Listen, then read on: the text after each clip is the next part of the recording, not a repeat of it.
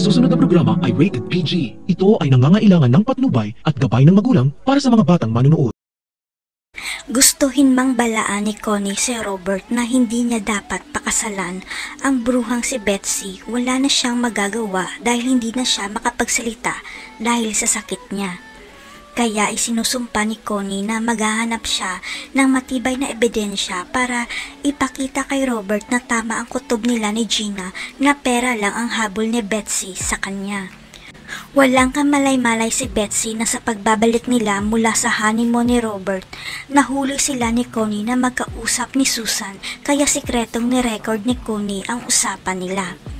Hawak na ngayon ni Connie ang matibay na ebidensya para malantad ang totoong kulay ni Betsy. Ang kailangan na lang niya ang makausap ng palihim si Robert at Gina.